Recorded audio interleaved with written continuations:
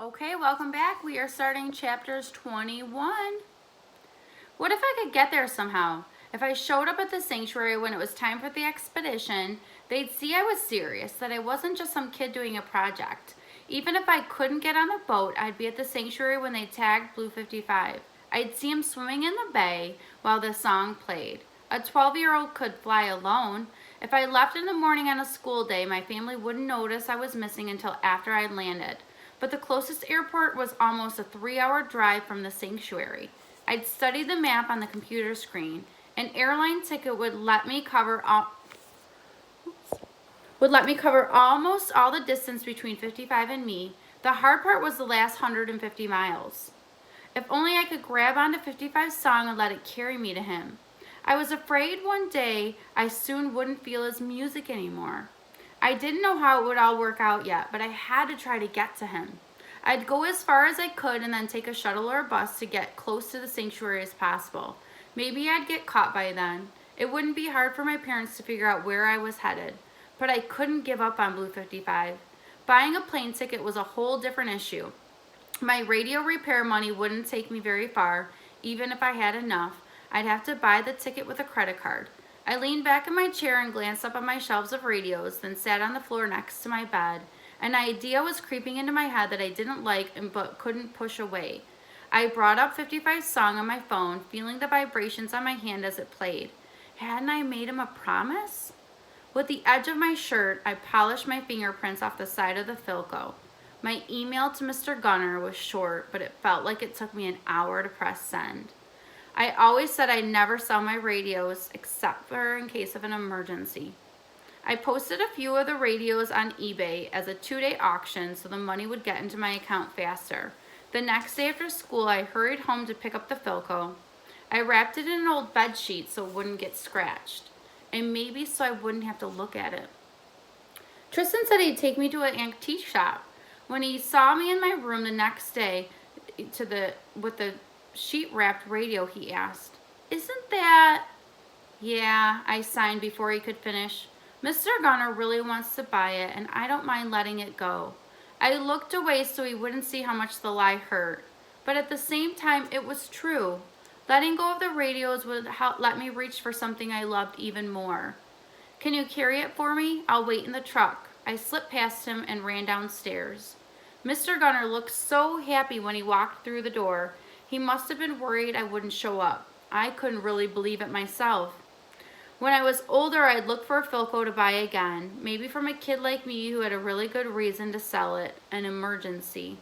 I peeled away the sheet and held the sides of the cabinet one last time. Probably for a little too long, because Mr. Gunner looked at me and raised his eyebrows like he was asking a question. I let go. He knelt down and checked out the radio on all sides. His face showed me as if he was impressed. He plugged it in and turned it on, then smiled as he listened to the music. Mr. Gunner's open hand circled his face, then closed. Beautiful. He thanked me and reached for his checkbook. "Thank you," I signed to him before I left. I hurried out the store ahead of Tristan, trying to outrun the thought that I could still change my mind. "Wow, you really did it," Tristan signed when he got back into the truck. "Can you take me to the bank?" We pulled into one of the drive-through lanes, and Tristan put a deposit slip in the check into a plastic tube for me. I ran my finger around the face of the compass and looked out the window, pretending not to notice Tristan staring at me. Then he tapped my arm, which I couldn't ignore. "Sure you're okay?" he asked. "Of course." I gave what I hoped was a convincing smile and sat back in my seat like I did this every day. No big deal. Chapter 22. Later that week, I stopped at the bank across the street from school. I'd gone with my mom or dad enough times to know what to do. My parents always showed a driver's license, which of course I didn't have, so I brought a copy of my birth certificate from Mom's desk. I'd get my money from my account, then go get some of those prepaid credit cards I'd seen on the rack at Walgreens. I never paid much attention to them before, so I didn't know what amounts they went up to.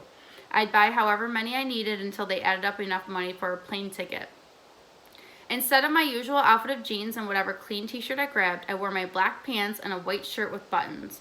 I strode into the bank like it was totally normal for me to go in it alone. At the side counter, I picked up a withdrawal slip and filled it out like I always did when I was with my parents. except I was writing down a much bigger number than I ever had. When I waited my turn in line, I told myself to quit fidgeting. I'd look nervous if I played with the corners of the withdrawal slip or fiddled with my necklace. Forcing myself to stand still with my hands at my sides made me look like a mannequin. I took a deep breath and imagined the vibration of Blue 55's song playing against my hands. Finally, the customer ahead of me finished whatever he was doing. I stepped up to the counter and handed my teller my withdrawal slip. I tried to look taller as she looked from the paper to me. She said something to me, and I guessed it was about an ID, so I unfolded my birth certificate and slid it over to her. She said something else I didn't catch, so I picked up the chained-up pen on the counter and motioned for her to write down what she wanted. On the back of a blank deposit slip, she wrote, "Are your parents here? One of them has to sign the withdrawal for money in this account." I forced myself not to cry after the note I read. This was money I'd earned from repair work and selling my radios. I should be able to take it out myself.